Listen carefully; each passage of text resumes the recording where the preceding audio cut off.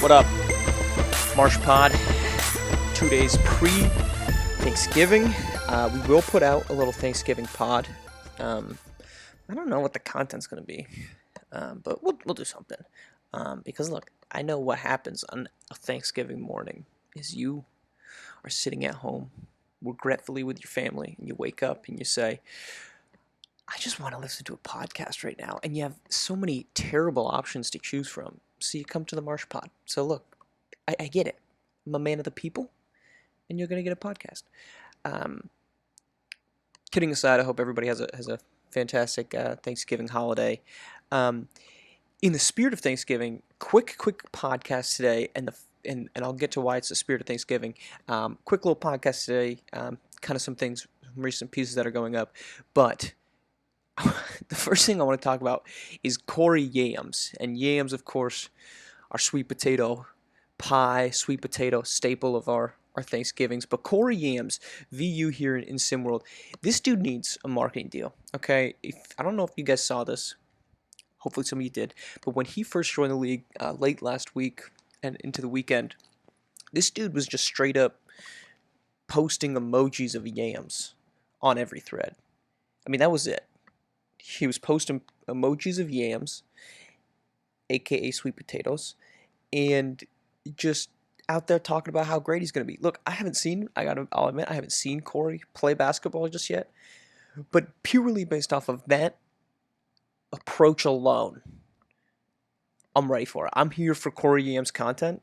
I'm already hearing E-Lava. If Corey rises up for a dunk, yamming. I mean, this is just marketing gold right now, and I'm just excited for it. I have no reason to be outside of the fact that he was just posting 3 emojis of sweet potatoes on random threads that had nothing to do with him, but I'm here for it. I'm here for it 100%. I'm all in on Corey Yams. Count me in. To actual SimWorld news, two big news pieces came out last week. Announcement of summer 3v3 tournaments, and then also the big pause on international recruitings. I'll start with the international recruitings. I think this makes sense. Okay, we were seeing a lot of teams stateside putting incredible efforts into international recruiting and eventually signing.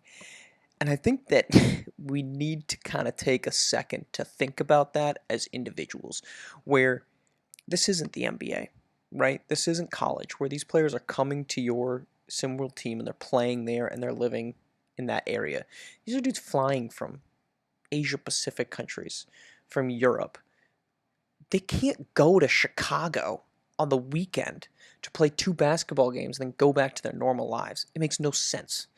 So to put the pause on recruiting, one in general, on the commits, to kind of get it all figured out, I think makes sense. But at the same time, look, we can't just have international recruits coming over. This is not, like I said, this isn't the professional leagues. This is still an amateur level where these guys are just not embedded in that community. Maybe they're from there. Maybe eventually they make the move there. I think that could certainly happen for some of these guys. But just to assume, oh, yeah, well, I can sign all these guys from Thailand or from Germany. You can't really do that. To that same extent, one of the big pieces that's come out is these guys, the recruiting deadline has kind of changed a little bit, right? The commitment time period. It's really going to be, we talked about it before, and we've seen some guys already changing teams. The need to consistently be on top of some of these guys, consistent communication, making sure I was connected to these coaches to the players. Vitally important. I think this kind of underscores that. Next big piece was summer tournaments. I think this is great. Okay. I said it in one of the threads. The SimWorld Hoops should start the Andrew League. Okay? Not the Drew League, the Andrew League.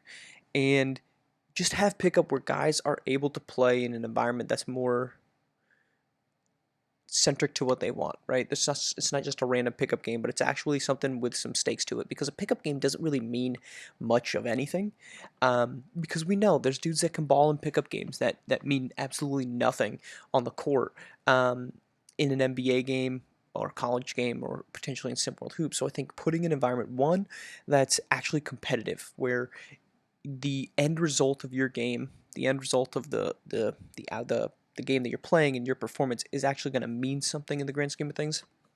And at the same time, getting guys with players, and I think that's going to kind of show a little bit of who they see themselves as and who they see themselves playing well with. I think both of those are going to be really indicative and really big information pieces for everybody involved. That being said, it's tough to really pull anything from a pickup game.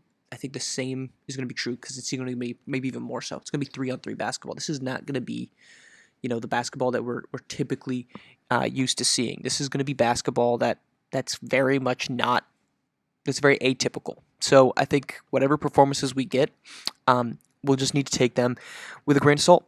Appreciate the big performances, appreciate the opportunity to see some of these guys playing well, but at the same time, kind of understand what we're walking into. All right, we'll be back on Thursday. Like I said, we'll have a little Thanksgiving Day pod.